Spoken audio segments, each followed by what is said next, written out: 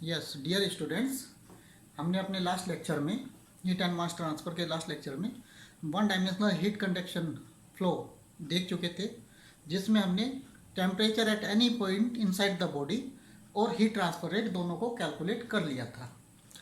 उसका हमारा रिजल्ट आया था कि टेम्परेचर जो हमारा है वो लीनियरली वेरी करता है।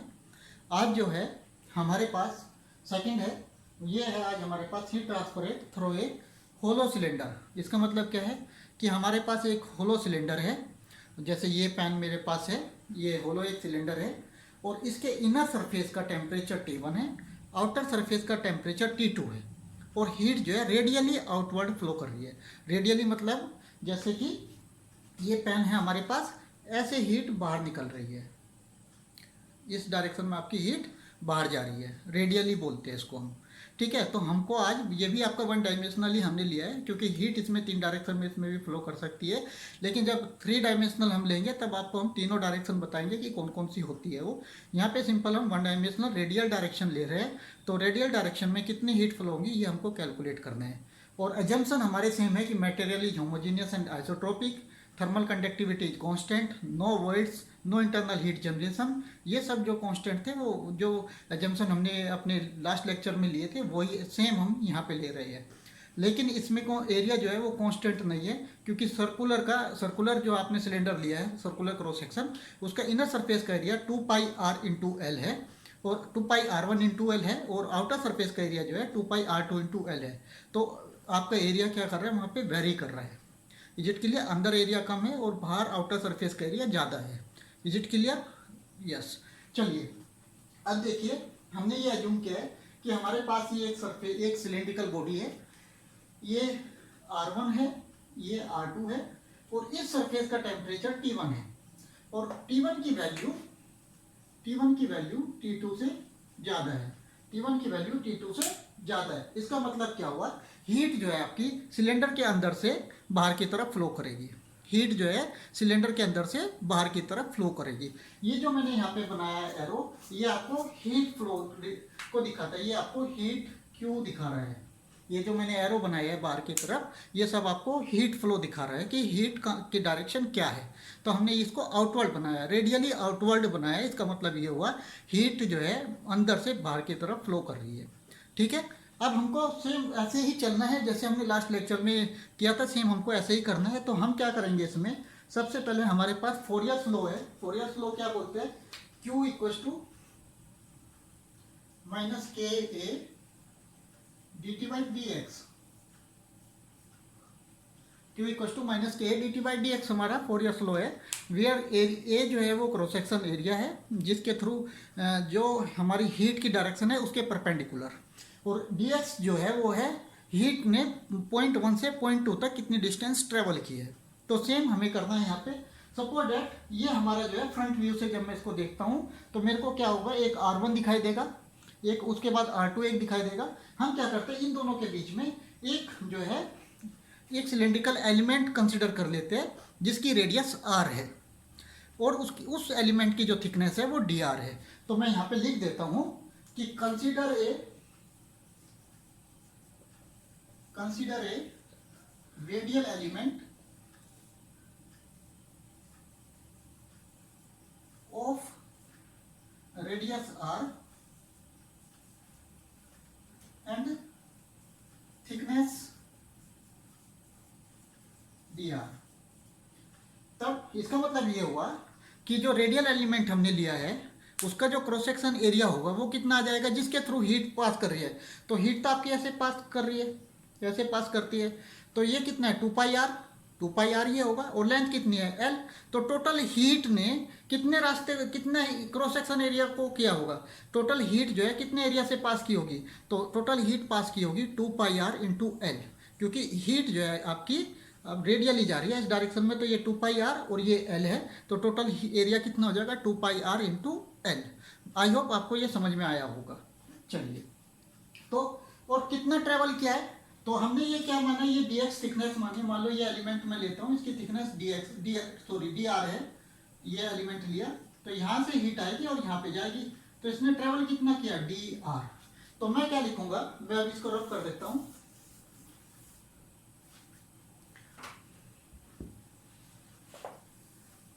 1 मिनट। तो मैं क्या लिखता हूं, Q इक्वल टू माइनस के 2πr into L. L is length of cylindrical element, dt by D R, dt by D R, ये हमने कंसिडर किया है। आई होप आपको ये डायग्राम समझ में आ गया होगा। अंदर का टेम्परेचर T1 है, आउटर सरफेस का टेम्परेचर T2 है, और हमने एक एलिमेंट कंसिडर किया है जिसकी जो कि सेंटर से dr डिस्टेंस पे है, और उसकी थिकनेस जो है, जो एलिमेंट हमने कंसिडर किया है उसकी थिकनेस dr है। और इस एक्चुअल एलिमेंट जो है उसकी थिकनेस कितनी हो जाएगी, R2 minus R1। Actual thickness कितनी हो जाएगी, R2 माइनस R1। चलिए, तो मैं इस डायग्राम को रब कर देता हूँ यहाँ से। आप लोग अपनी कॉपी में बना चुके होंगे इसको, तो स्पेस कम है यहाँ पे, तो हम डेरिवेशन इसका देख लेते हैं। देखिए अब तो कैसे, वही सेम स्टेप जो हमने लास्ट लेक्चर में फॉलो किया था, सेम स्टेप हम यहाँ पे फॉलो करेंगे।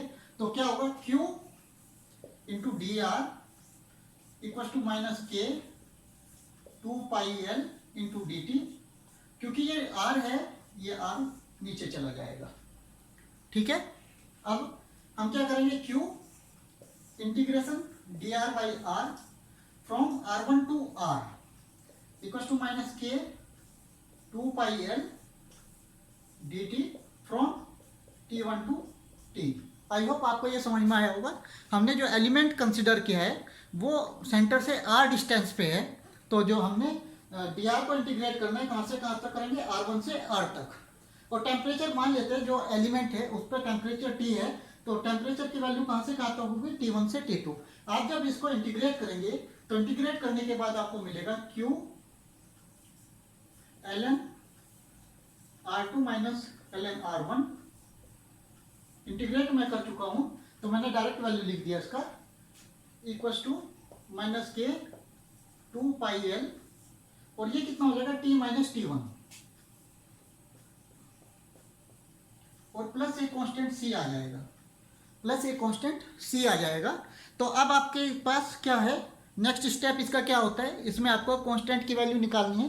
कांस्टेंट की वैल्यू निकालनी है यहाँ पे, तो कांस्टेंट की वैल्यू निकालने के लिए आप बाउंड्री कंडीशन अप्लाई करेंगे। तो आपके पास अपना डायग्राम बना हुआ होगा, आप वहाँ से देखिए। तो बाउंड्री कंडीशन क्या होगी, at r equal to R1, at r equal to R1 t equal to T1। पहली बाउंड्री कंडीशन क्या होगी आपकी, at r equal to R1 t equal to T1। मैं यहाँ पे लिख देता हूँ बाउंड्री कंडीशन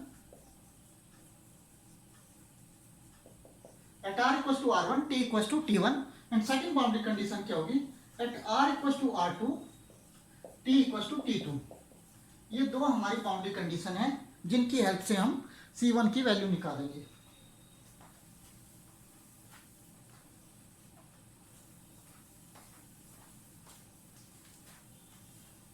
चलिए अब लगाइए, तो आपको क्या मिलेगा, यहाँ पे आपका ln r माइनस R1 हो जाएगा, क्योंकि आपने इंटीग्रेट R से R1 से R तक किया है। आप यहाँ पे रखिए eight r equal to R1, तो क्या हो जाएगा, Q ln R1 minus ln R1 equal to हो जाएगा minus k 2πl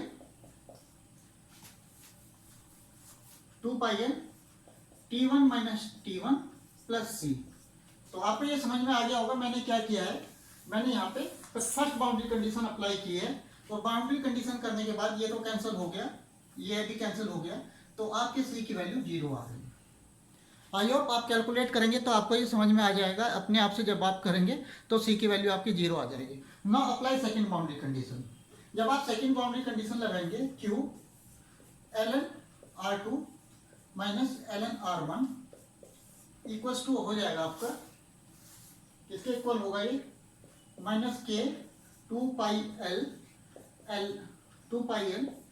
T2 minus T1। तो यहाँ से आपको Q की वैल्यू मिल जाएगी। Q की वैल्यू क्या आएगी आपके पास, मैं इसको ऐसे लिख सकता हूँ, 2πkl T1 minus T2 divide by ln R2 by R1, क्योंकि ये ln a minus ln b है, तो ये ln a बाई b हो जाएगा। इसमें आई होप आपको पता होगा। चलिए, ये हमारा हीट ट्रांसफर रेट की वैल्यू आ गई होलो सिलेंडर के लिए। अब हमको ये बताना है किसी भी पॉइंट पे, एक डेरिवेशन हम कर चुके हैं, हीट ट्रांसफर रेट आप आराम से कैलकुलेट कर सकते हैं। अब सेकंड चीज़ देखिए, अब आपको करना क्या है, टेम्परेचर फाइंड आउट करना है। अब टेम्परेचर जब आपको फाइंड आउट करना है तो ऑब्वियसली बहुत ही आसान है, जैसे हमने कल वाले लेक्चर में किया था सेम आज भी हम ऐसे ही करेंगे। देखिए क्या करेंगे हम, जो हमने अभी इक्वेशन डेराइव की थी उसी को हम फॉलो करेंगे। हमने क्या इक्वेशन की थी, find out Q ln R minus ln R1 equal to, मैं माइनस हटा देता हूँ, K इंटू 2πL और आपका क्या हो जाएगा T1 माइनस T, मैंने माइनस हटा दिया है। ठीक है, आप यहाँ पे क्या करेंगे, Q की वैल्यू रख दीजिए। Q की वैल्यू हमने अभी निकाली है, वो वैल्यू आप यहाँ पे रख दीजिए। Q की वैल्यू हमने जो निकाली है वो निकालिए।